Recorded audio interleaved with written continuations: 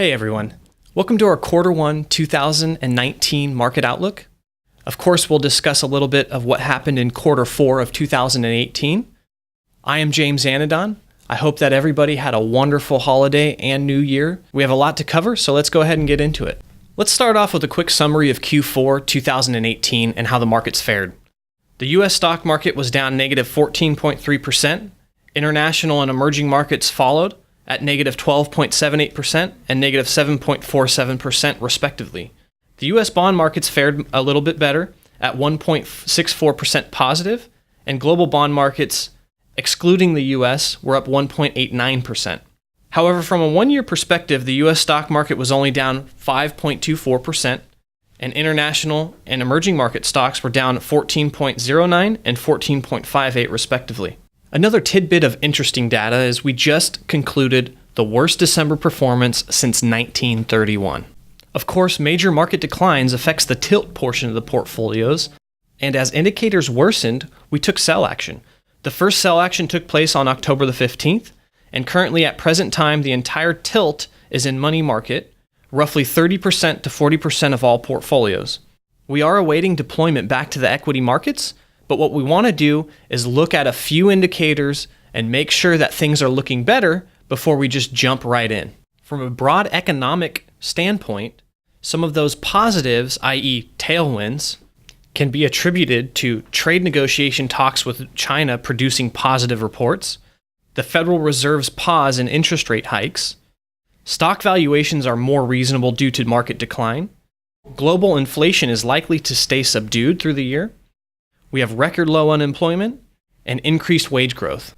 Although there are good, we also have some long-term headwinds that the U.S. economy has to face. A slowdown in global growth, tighter financial conditions and fading fiscal stimulus in the U.S., net earnings revisions for Q4 of 2018 have mostly been negative, the continued possibility of a flattening yield curve threatening inversion, and as well partial government shutdown, depending on how long it lasts. Because of our outlook on these tailwinds, as well as some of the headwinds that we face, our market outlook for U.S. and international are as follows.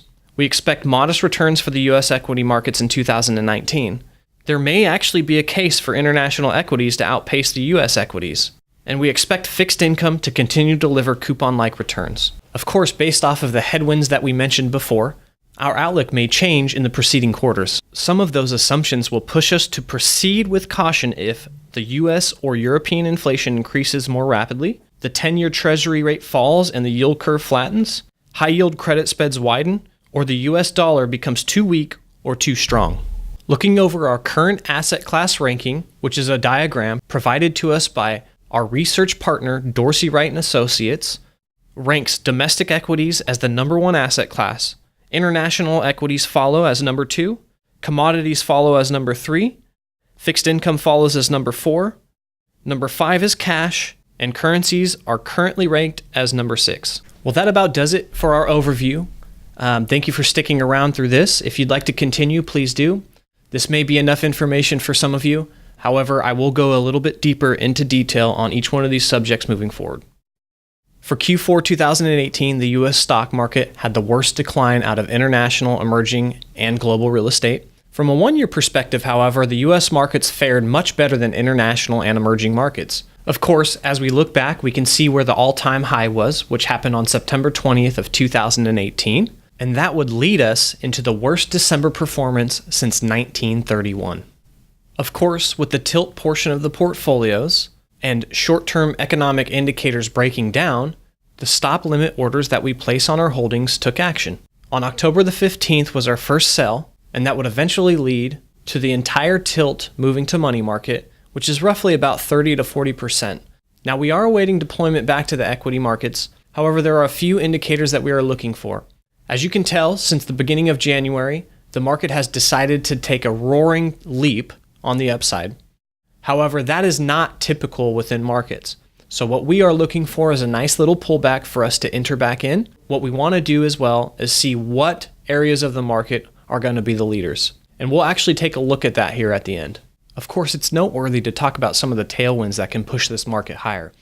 We just came out of the worst December since 1931, and Q4 was extremely difficult for the markets. So what's changed? What can be different? What can push us higher? What are the goods? Trade negotiation talks with China produced positive reports on January 9th, 2019. We're not exactly sure what has come out of the talks. However, initial reports from CNBC and many other sources allude to the Chinese government agreeing to purchase more goods from the U.S. and aim to ease policies on U.S. goods entering the country. However, it is uncertain if China will actually implement such changes or what, if any, agreements were actually made, as they cannot be confirmed or verified.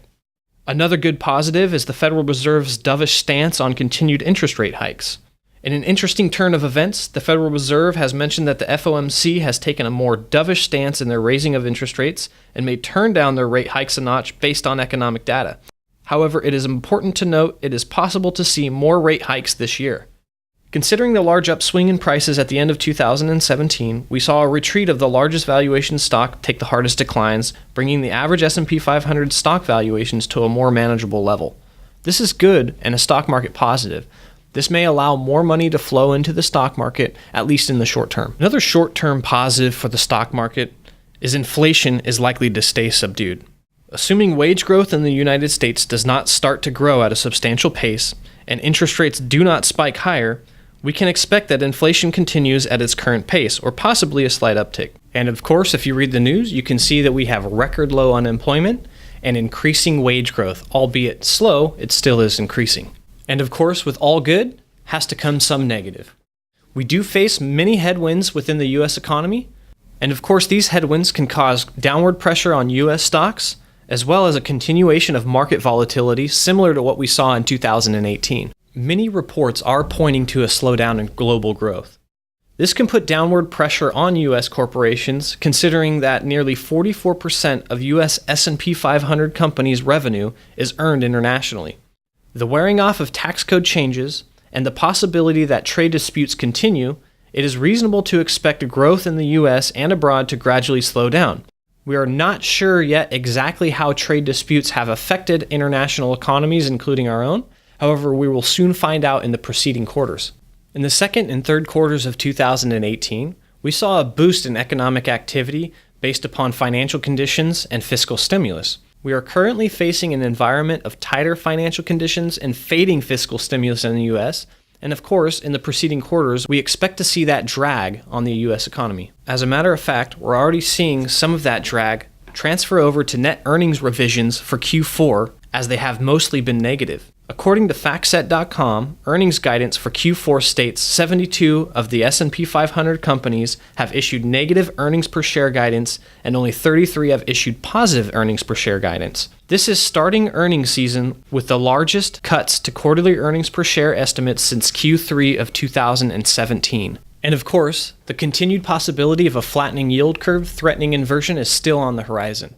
As we are uncertain how long a partial government shutdown can continue, this is also another headwind for markets and the economy. Of course, the yield curve is one of the best indicators for us to see over the horizon. I wanted to cover that today. As you can see, the gray line there is from 10/2/2018, which is the last time we updated you. The green line is from most recently on 1/10/2019.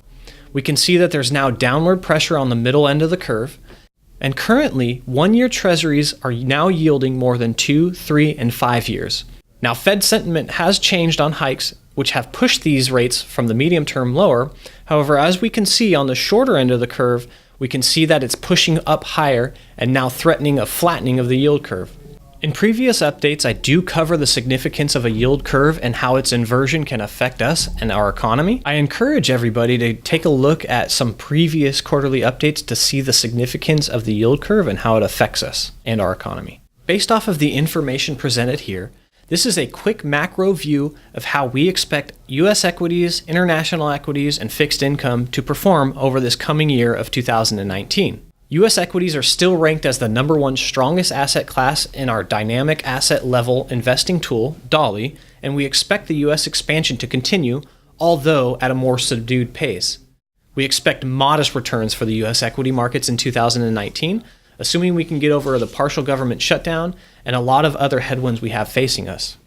Now, there is a case for international equities to outpace U.S. equities, and if we can come to some agreements with China regarding trade, this may actually be a catalyst.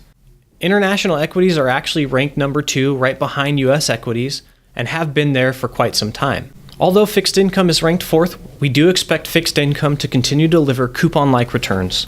Of course, we are optimistic. However, we need to proceed with caution if a few things start to develop. Number 1, a rise in US and European inflation. If inflation picks up meaningfully in the developed world and tighter policy commences, then the cycle will likely be curtailed. Number 2, a widening of high-yield credit spreads. The bond market is usually a good indicator of the end of a cycle. Cycles end with the yield curve inverting and high-yield credit spreads being blown out. An equity market sell-off typically follows soon thereafter. Number 3, a declining 10-year U.S. Treasury rate. The 10-year Treasury rate will affect the real growth and inflation expectations of bond market participants. A flattening yield curve driven by the decline of long-term rates would be an ominous sign for the U.S. and global economies. Number 4, a strengthening U.S. dollar versus emerging market currencies. A flight of capital from emerging markets to the United States would slow growth among the former, which are the main drivers of economic activity, and potentially has the ability to cause more earnings pressure on the downside of U.S. multinational companies. This is a chart provided by our research partner, Dorsey Wright. This is Dolly, our dynamic asset level investing tool. This ranks all asset classes and sub-asset classes by its strength and its relative strength against other participants in the market. As we can see here, domestic equities are number 1 at the top. Following behind that are international equities, commodities, then fixed income, then cash, then currencies.